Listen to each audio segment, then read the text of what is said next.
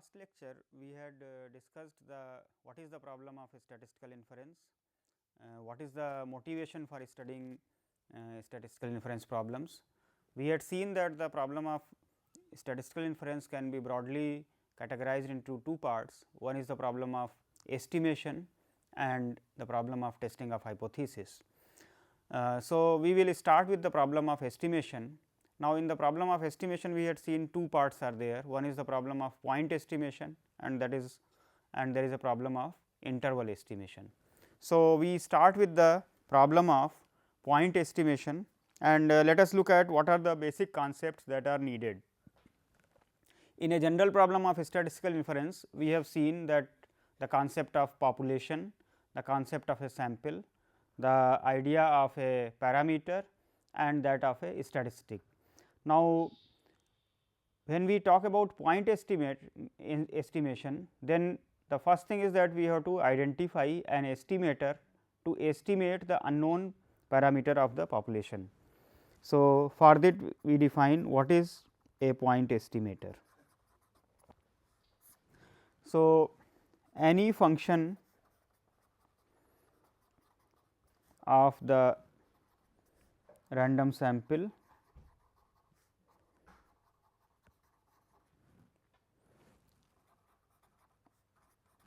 which is used to estimate the unknown value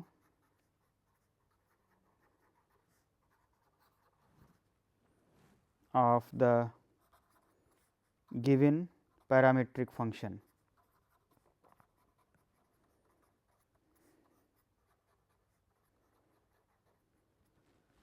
Is called. So, suppose we say parameter theta and we may consider a parametric function g theta, then this is called an estimator. So, in practice we will have a random sample. So, if x say x 1, x 2, x n is a random sample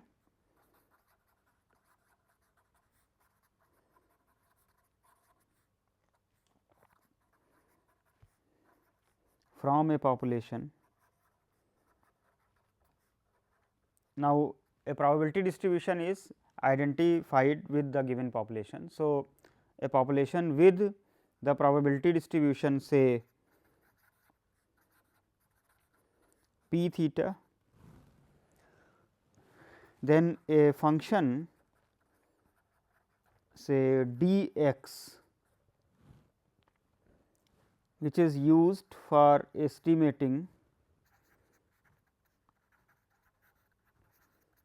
g theta, then this is known as an estimator.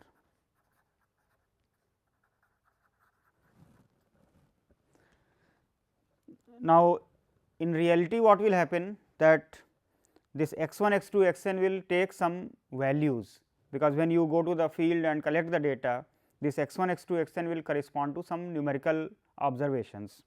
So, let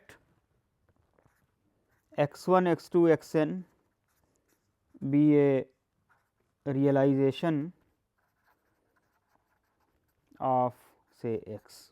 So, let me call it a small x. Then the corresponding value of the estimator which is evaluated at this realization, this is called an estimate.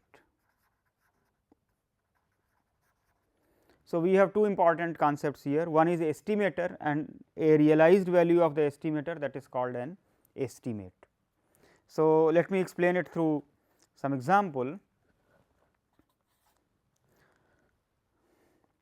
Let us consider we want to estimate say average height of adult males in a ethnic group. In estimating the average height of say adult males in an ethnic group. So, we may use the sample mean say x bar as an estimator. Now, if a random sample of say 50 has a sample mean say 180 centimeter, then 180 centimeter is an estimate of the average height. So, in a given statistical problem of point estimation, we will be proposing some estimators which are obtained through some concepts, through some rational reasoning or through some rational decision making procedure, and the realized values of that function which we call now estimator will be used as estimates of the given parameters. So, in short, this is what we do it in a point estimation of certain parametric functions. So, we are talking about parameter repeatedly. Now, this parameter of a population, for example, when we say average height of adult males, and now this parameter theta is the parameter of the corresponding population of the heights. Now, that population is described by certain distribution, it could be a gamma distribution, it could be a normal distribution. So, this parameter lies in a certain range, that range is called a parameter space. So, in a given problem we have to be careful that our estimator should take values in the given parameter space.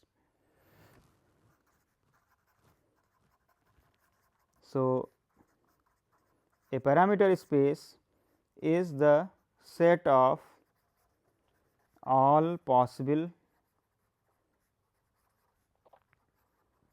values of a parameter. So, if I use the parameter theta, then the space we can denote by say capital theta or omega etcetera. So, these are the usual notations. Now, the question is that one can obtain estimators, as I just now mentioned. To estimate average height, we may use sample mean as an estimator.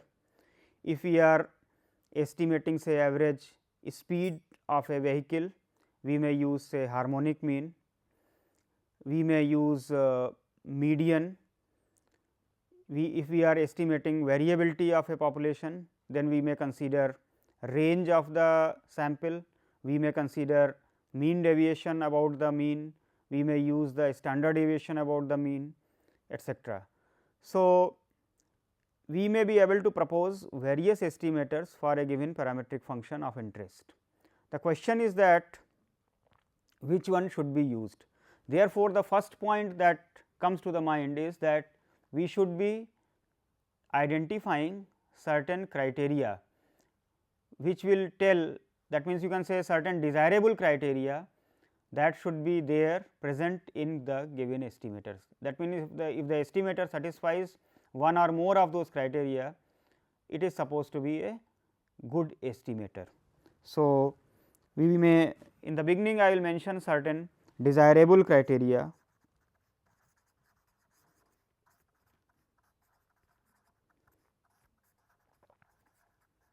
for estimators. The first such criteria is that of unbiasedness.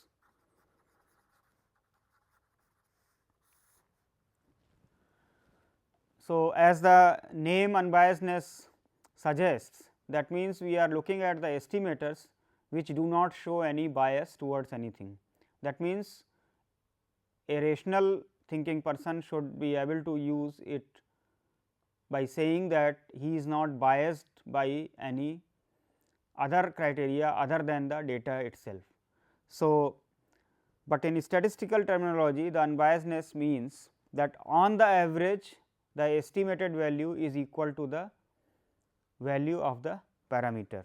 So, let us go back to our model, that let x 1, x 2, x n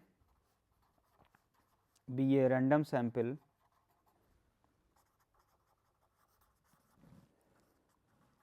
from a population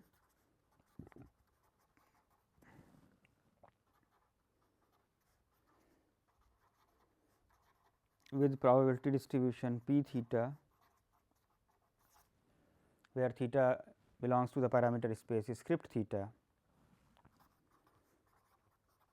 an estimator T x, where x denotes x 1, x 2, x n, is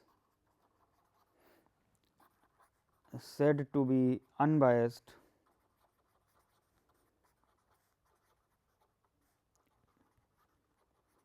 for estimating the parametric function g theta if expectation of T x is equal to g theta for all theta. That means, on the average the estimator equals the parameter. That means, if sufficiently large number of samples are considered, then the average value of the estimator calculated from those many samples will be actually equal to the true parameter value. Now, if expectation is not equal to g theta, but we can write it as say g theta plus b theta, then b theta is called the bias of t. If b theta is always positive, then t is said to overestimate g theta. On the other hand,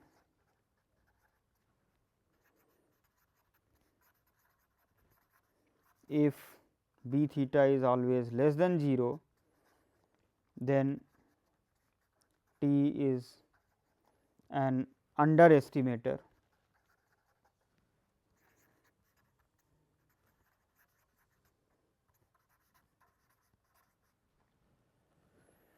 So, in different estimation problems, it may be desirable to have unbiased estimator, or sometimes the situation may demand that we may overestimate or sometimes we may underestimate, and also the consequences of overestimation or underestimation may be disastrous in different ways. For example, if you are considering building of a bridge, then if we say overestimate the strength of the concrete that is being used to build the bridge, then it may be very disastrous because it may break down when the vehicles are plying on the bridge, and it may lead to serious accidents. Similarly, in certain other cases, underestimation may be more serious. So, one has to be careful that how to control the bias of a given estimator. So, let us take some examples now.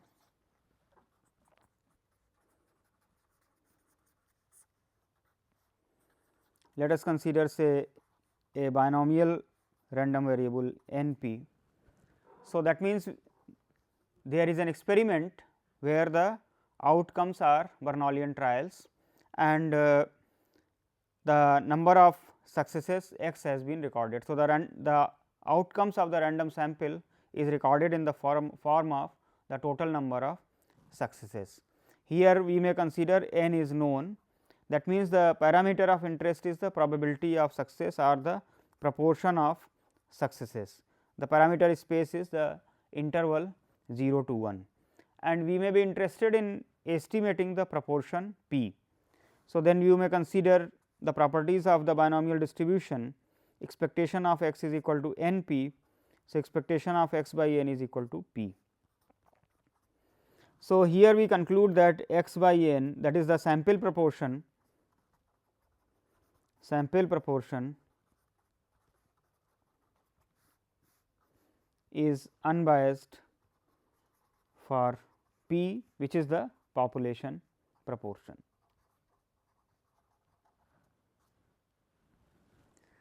Now, there may be a problem where we may be interested in estimating the squared proportion. So, we may be interested for estimating P square, then we further notice the expectations here, expectation of x into x minus 1 is equal to n into n minus 1 P square. So, this implies expectation of x into x minus 1 by n into n minus 1 is equal to P square. So, unbiased estimate of P square is x into x minus 1 by n into n minus 1.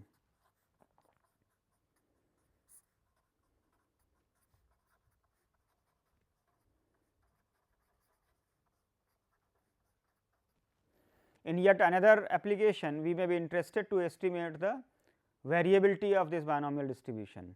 That means, variance of x, that is n p into 1 minus p. Suppose we are interested to estimate the variance of the binomial distribution, then we can make use of the estimators of p and p square and substitute here, because this is equal to n times p minus p square. Now, for p and p square we have already obtained the unbiased estimators.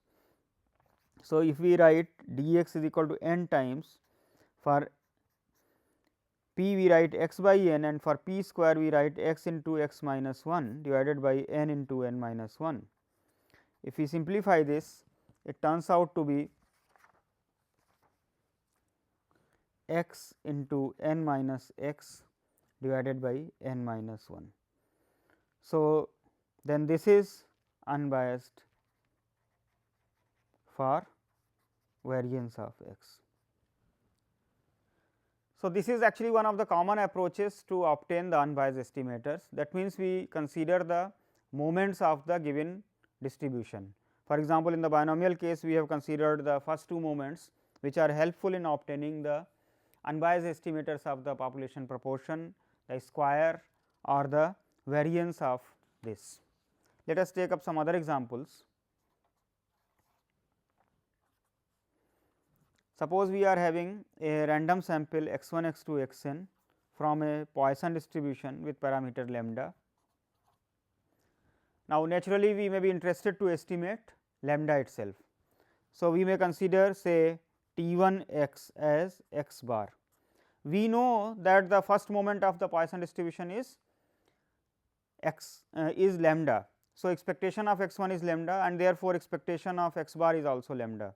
So, this is unbiased. However, we may even consider any of the x i's also. We may consider say x 1 plus 2 x 2 by 3. Now, this is also unbiased for lambda, because expectation of x 1 is lambda, expectation of x 2 is lambda. So, it becomes lambda plus 2 lambda, that is 3 lambda by 3, that is equal to lambda. So, these are some unbiased estimators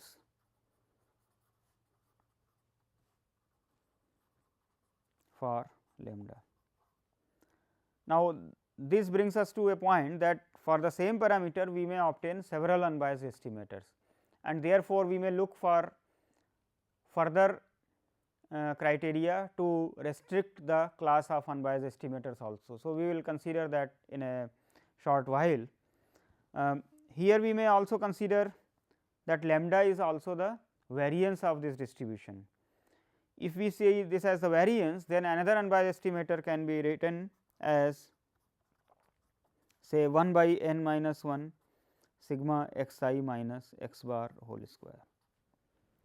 Now, if there are several unbiased estimators, we may consider say sigma C I T I is equal to 1 to 4, and let me put j here, because I have already used here. So, let me call it say d x. Then this is also unbiased, because each of this is unbiased. Then if sigma C j is equal to 1,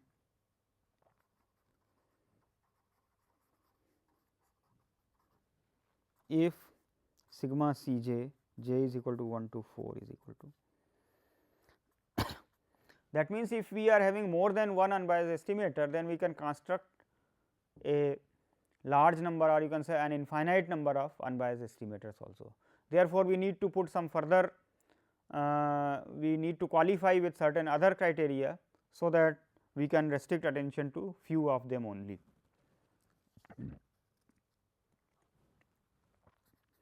Now, if we notice this first two examples, it is very clear that the sample mean will be unbiased estimator for the population mean. As in the previous case, we have seen here lambda is the mean of this Poisson distribution, and the sample mean x bar is unbiased for this.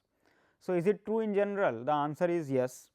If the first moment exists, then always the sample mean will be unbiased estimator for the population mean. So, you can write that if expectation of x exists, then in any given estimation problem, the sample mean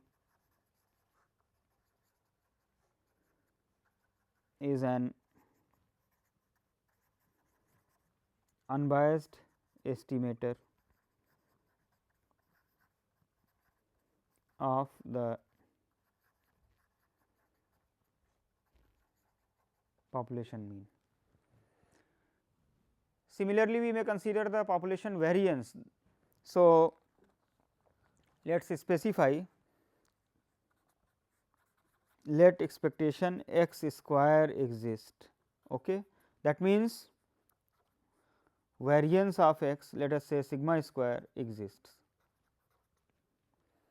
Then the sample variance, which we will denote by 1 by n minus 1 sigma x I minus x bar whole square, is unbiased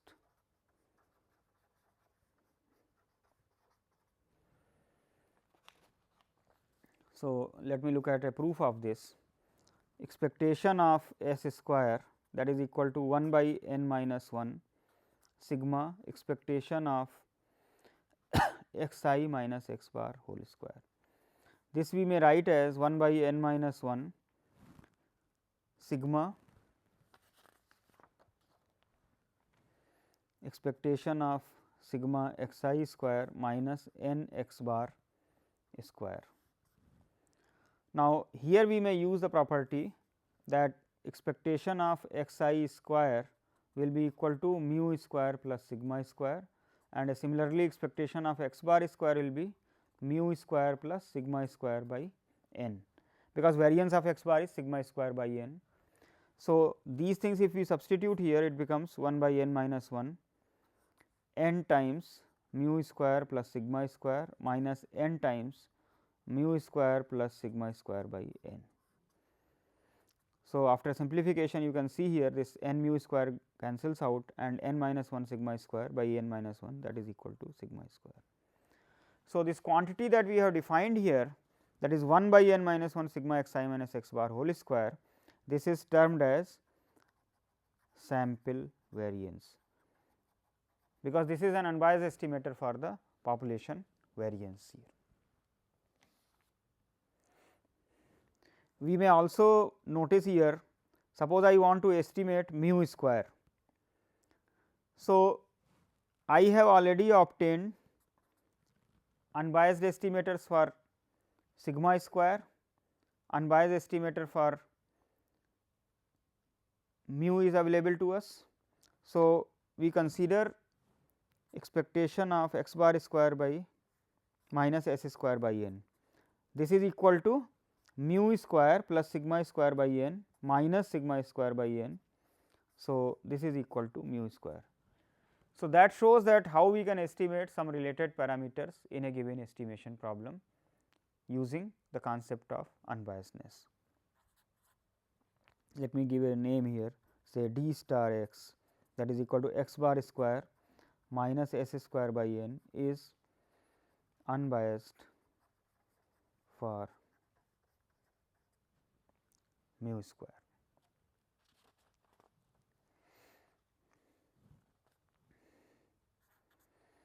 Let us consider say x having a density of exponential distribution lambda e to the power minus lambda x. Let x 1, x 2, x n be a random sample from this population.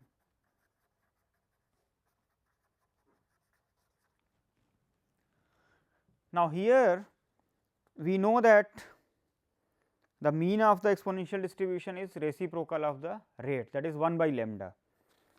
So, if we use this here, expectation of x I is equal to 1 by lambda, then this gives us that x bar is an unbiased estimator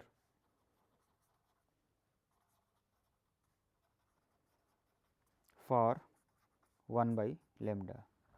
Not only that, we may consider estimation of the higher order moments also. For example, we may look at say expectation of x I to the power k.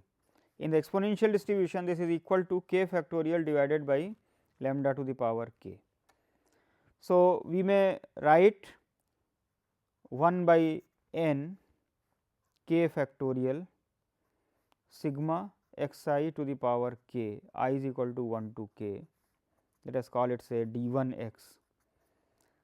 Then expectation of this, if you consider, it will become 1 by n k factorial, and this will become k factorial by lambda to the power k, and n will come. So, then this becomes unbiased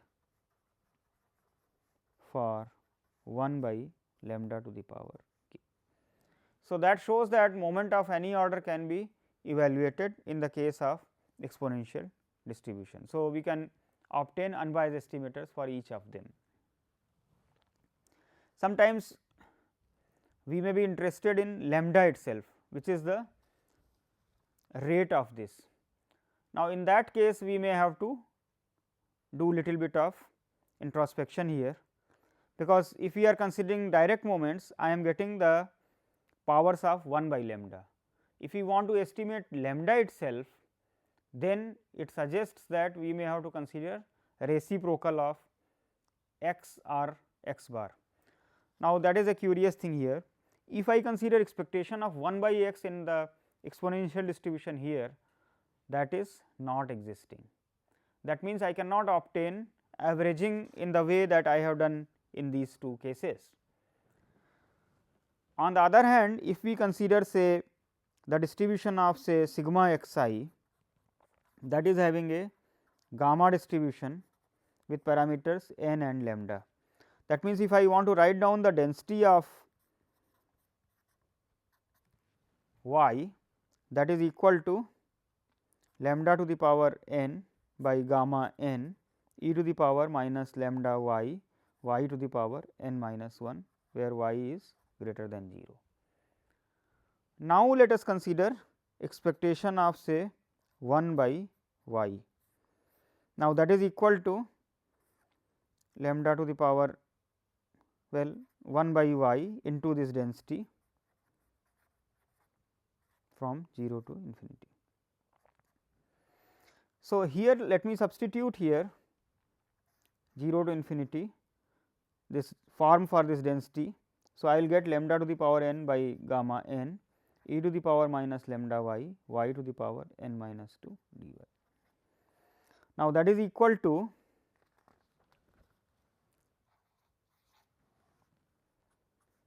lambda to the power n by gamma n. Now, this can be evaluated using the gamma function formula. So, it becomes gamma n minus 1 divided by lambda to the power n minus 1. That gives us clearly lambda divided by n minus 1. So, what do we conclude? Expectation of n minus 1 divided by y is equal to lambda. Of course, here n has to be greater than 1, otherwise this value will not exist. So, if I have more than one observation from an exponential distribution, I can estimate even the reciprocal of the rate, which was not possible if I am considering only one observation, because expectation of 1 by x does not exist.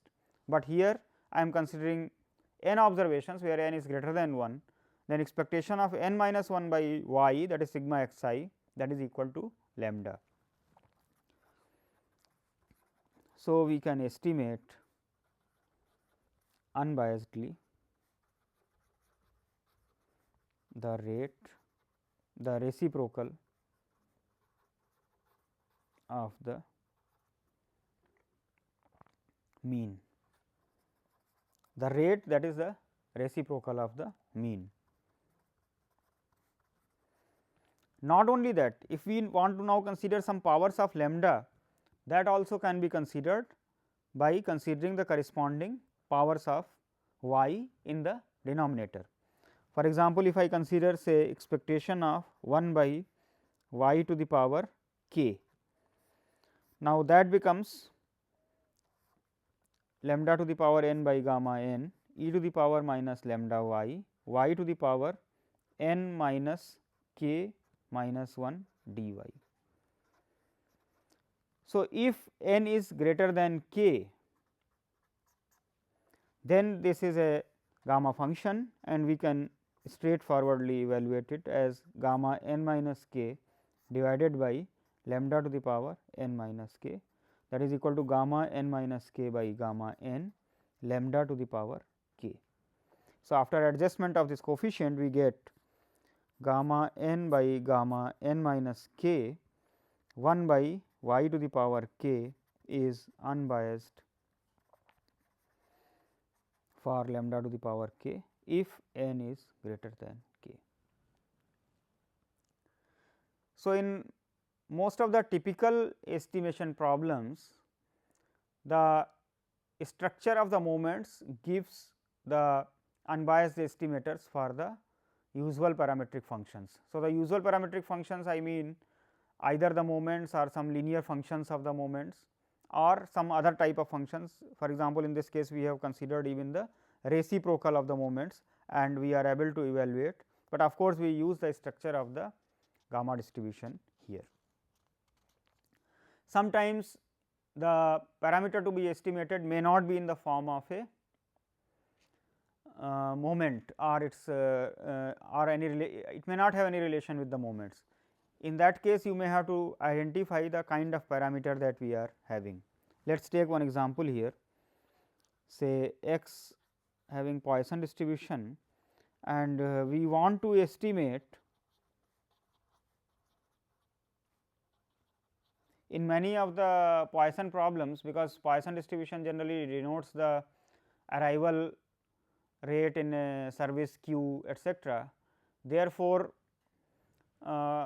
it is of interest to the organizers or the service providers to know when there will be no arrivals. Accordingly, they can provide the, or you can say distribute the service personnel in such a way that when there is a slack period, that is they can estimate that this much period there will be no arrivals or no customers or no persons in the queue, then the person who is supposed to do the duty there, he can be posted elsewhere or that slot may be kept free also. So, we need to estimate say the occurrence of 0 or the probability of no occurrence, that is probability say x is equal to 0. So, we want to estimate this. Now, in the Poisson distribution, this is equal to e to the power minus lambda. If I am considering Poisson lambda distribution, the probability of x equal to 0 is e to the power minus lambda. Now, you can easily notice that this is not a moment. In fact, if I expand it, I will get it as a series 1 minus lambda plus lambda square by 2 factorial and so on. And if I substitute the corresponding estimates one by one, then we are not sure of the convergence of the series. So, it is not a good idea to substitute directly in the expansion of e to the power minus lambda. However, we can notice something like this. Let us consider say I x, the indicator function, as 1 if x is equal to 0 and it is equal to 0 if x is equal to 1, if x is not equal to 0. then what is expectation of I x? That is equal to 1 into probability of x is equal to 0 plus 0 into probability x not equal to 0. So, this cancels out and we get only probability x equal to 0, which is our required parameter. So, here the indicator function of the set where x equal to 0, that itself becomes an unbiased estimator for the parameter, or you can say the probability of e to the power minus lambda. Of course, at this point you may raise the question that this is not a proper estimator, or it may not be very informative in the sense that I just conduct the trial once and use the estimator as 1 if x is equal to 0, otherwise I use it as a 0. So, this is not a very good estimator for the function which is actually lying between 0 and 1. So, of course, that question remains and we may do further ramifications of this. So, right now we are able to obtain an unbiased estimator.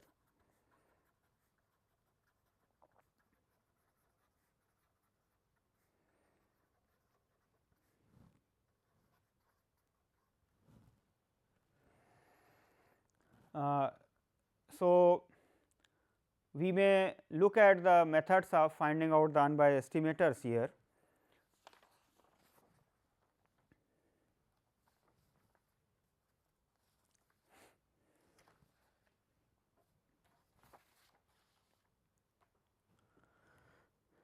Right now, I have told two cases. One is that we may use moments or reciprocal of the moments or some functions of the moments. Another thing could be to use the form of the parameter, which is coming in the form of the probability. So, we took the indicator function of that set.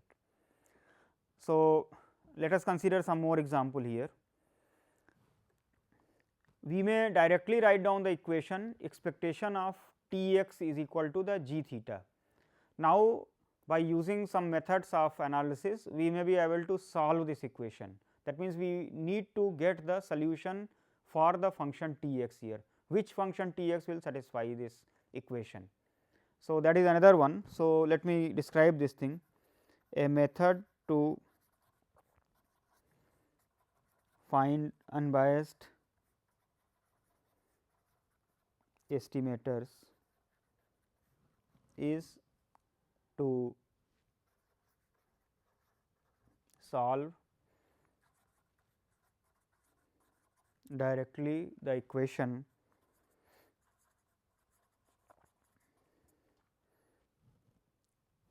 expectation of T x is equal to g theta for all theta.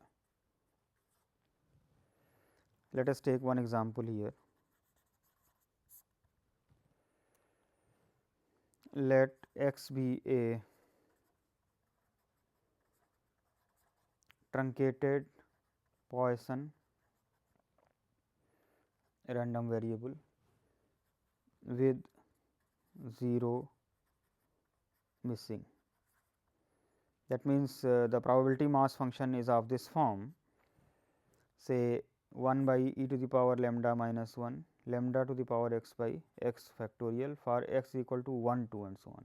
The standard Poisson distribution is x equal to 0 1 2 and so on. So, suppose 0 is missing. This type of situation may arise where we know from the given setup that the assumptions of the Poisson process are satisfied for the arrival distribution.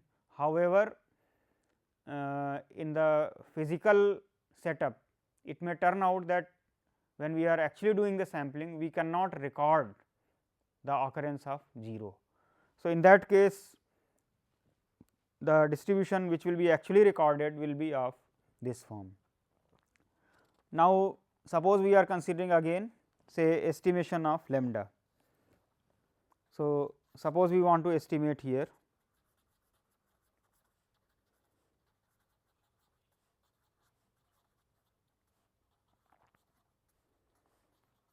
Now, notice here that here the expectation of x is not equal to lambda. So, we cannot directly use the moment here. So, we write down an equation expectation T x is equal to lambda for all lambda greater than 0. So, now substitute here T x where x is equal to 1 to infinity lambda to the power x by x factorial 1 by e to the power lambda minus 1. This is equal to lambda for all lambda greater than 0. Let us elaborately write down this equation. So, I take this term to this side, this becomes lambda into e to the power lambda minus 1 and then we expand this. So, I get T 1 lambda plus T 2 by 2 factorial lambda square and so on, that is equal to lambda into e to the power lambda minus 1, which I can expand. This becomes lambda plus lambda square by 2 factorial and so on. Now, this statement I am writing for all lambda greater than 0. The left hand side is a power series in lambda, the right hand side is a power series in lambda. So, the two power series are equal on a open subset of a real line if and only if all the coefficients are equal. So, if we do that, then we can compare the coefficient. Since the two power series can be identical on an open interval if and only if their all coefficients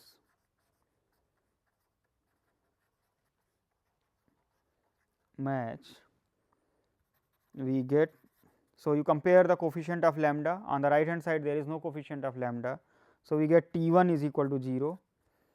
Now, T 2, the coefficient of lambda square is 1 here, the coefficient of lambda square is T 2 by 2 factorial. So, T 2 becomes 2 factorial, that is 2, then coefficient of lambda cube on the left hand side will be T 3 by 3 factorial and here it is 1 by 2 factorial. So, T 3 by 3 factorial is equal to 2 factorial, that means T 3 is equal to 3 factorial by 2 factorial, that is equal to 3 and so on. That means, in general I will get T r is equal to r, that is r factorial divided by r minus 1 factorial. So, the unbiased estimator is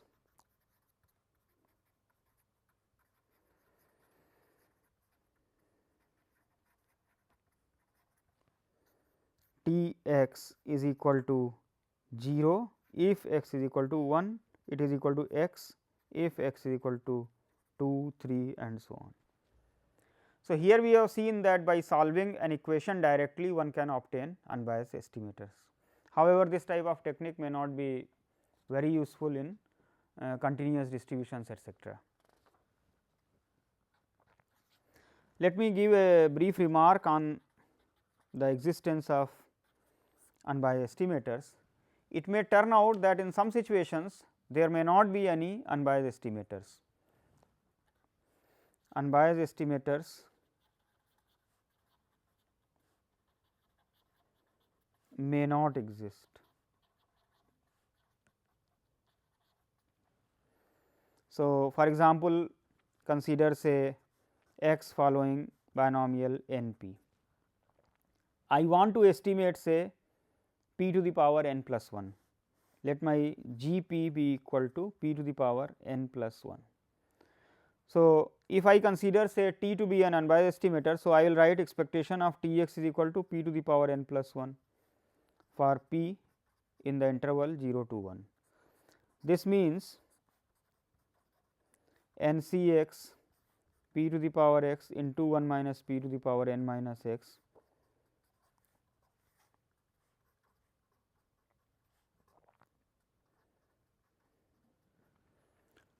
Now, notice this equation. Here on the left hand side you have a polynomial in p which is having degree at most n, because the maximum power that p can have is p to the power n or here 1 minus p to the power n, whereas on the right hand side you have p to the power n plus 1. So, now the two polynomials can agree on an interval if and only if all their coefficients agree, but here that does not seem to be possible. Therefore, this situation or you can say this equation has no solutions, since the left hand side is a polynomial of degree at most n, it cannot equal the right hand side which has a power n plus 1.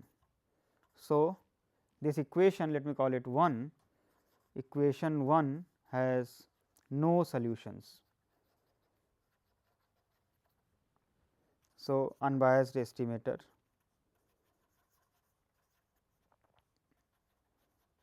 of p to the power n plus 1 does not exist.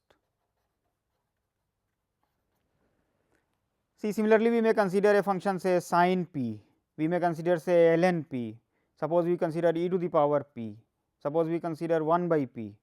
In all these cases, unbiased estimators will not exist. There may be yet another type of situation that unbiased estimators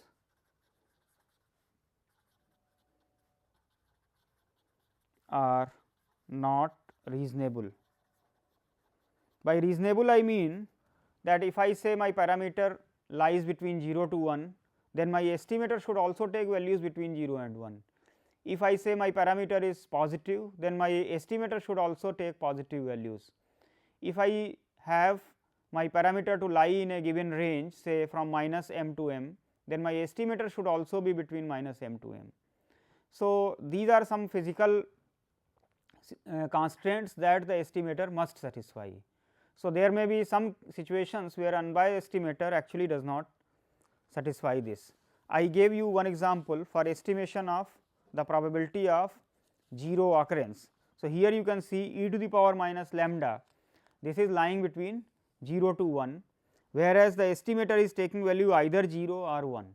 So, this is not a very proper estimator here. We may consider another example, say I want to estimate say e to the power minus 3 lambda. Now, if I consider expectation of minus 2 to the power x in Poisson distribution, then it is equal to minus 2 to the power x e to the power minus lambda, lambda to the power x by x factorial. So, if you sum this, you get e to the power minus 3 lambda. So, now you see the values of this minus 2 to the power x, it will take values corresponding to x is equal to 0, it is taking value 1, corresponding to x equal to 1, it is taking value minus 2, corresponding to x equal to 2, it is taking value 4, corresponding to x equal to 3, it is taking value minus 8, 16 and so on.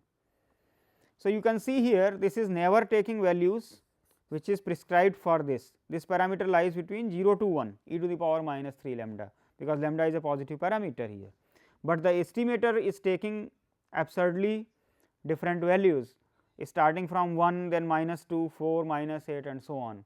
So, this is not a reasonable estimator. So, in unbiased estimation we may have to be careful that the estimator should be reasonable. More about unbiased estimation we will take up in the next class.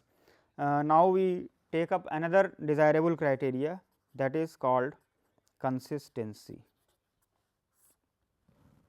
So, this is a large sample property. By a large sample property, we mean that if n is large, what is the behavior of the estimator. So, an estimator T n, that is equal to T of x 1, x 2, x n is said to be. So, here we are showing dependence upon n here, that n observations are used. So, this is said to be consistent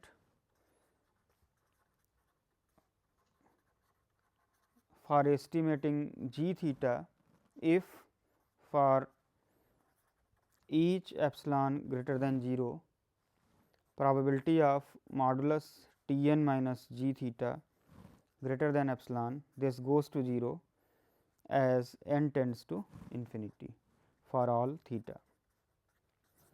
Actually, in probability theory, when we discuss the concept of convergence of random variables, this is equivalent to saying that T n converges to g theta in probability. So, this means here essentially that as n increases, that means if I have a sufficiently large sample, then the probability that my estimator is quite close to the true value of the parameter, because I am saying that the probability of this being greater than epsilon is actually almost negligible. So, there is a very high probability that in a large sample my estimator will be almost equal to the, or it will be very close to the true value of the parameter. So, this is actually essentially a large sample property, you can say it is a slightly relaxed property compared to the unbiasedness. So, let us take an example here. Let x 1, x 2, x n be a random sample from a population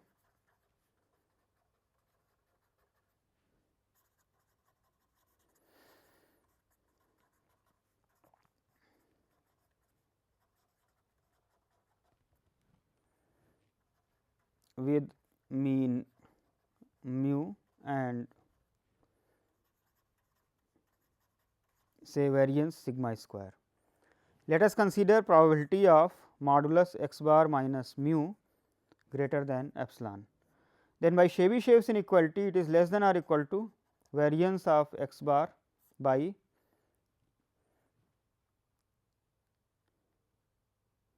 epsilon square, that is equal to sigma square by n epsilon square. Now, you can see that this quantity goes to 0 as n tends to infinity. That means, if I am assuming the mean and variance, then the sample mean is a consistent estimator for the population mean. X bar is consistent for the population mean mu. Another way of looking at it could be through the weak law of large numbers. Let us consider, let x 1, x 2 and so on be a sequence of independent and identically distributed random variables, say with mean mu. Then by weak law of large numbers,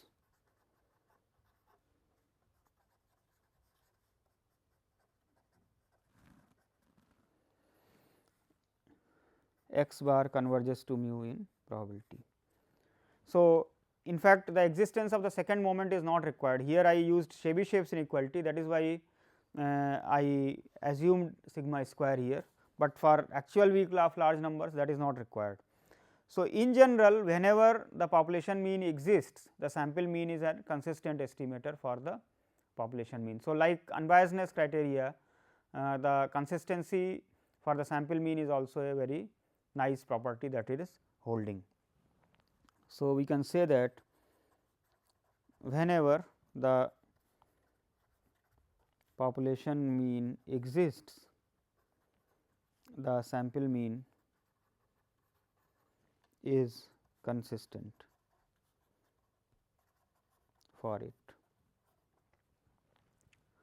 You may say that this property may be a trivial, but actually it is not so. There are distributions such as Cauchy distribution. See, if I consider Cauchy distribution,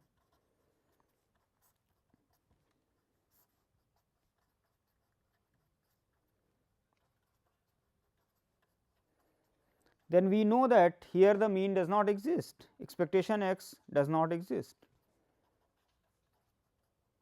In fact, if I consider the distribution of x bar, that is same as x 1, that means in distribution these two are same.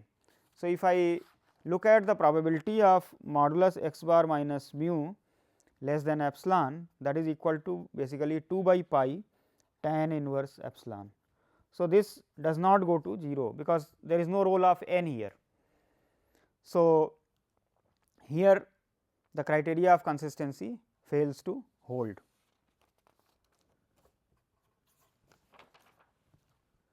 There may be also cases where for certain range of parameter the first moment will exist, in some other range it will not exist. Therefore, consistency of the sample mean or the unbiasedness of the sample mean will be holding only in that region. Another important property which is satisfied by the consistency is the invariance. So, we have the following result, that if T n is consistent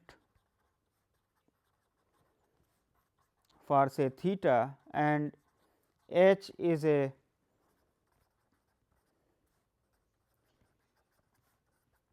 continuous function, then h T n is consistent for h theta.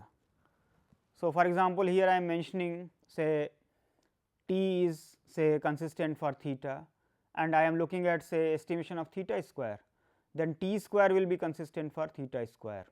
Now, you can notice here the difference from the unbiasedness here. In unbiasedness, this type of invariance was not there except for the linear invariance.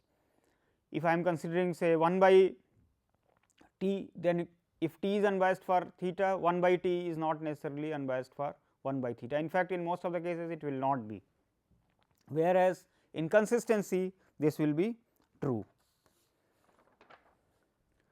Another important result in consistency is that if expectation of T n is equal to theta n, which actually converges to theta, and variance of T n converges to 0, then T n is consistent for. That means, it need not be unbiased, but in limit it is unbiased, and if the variance of the estimator is negligible or it becomes negligible as the sample size increases, then T n becomes consistent for theta.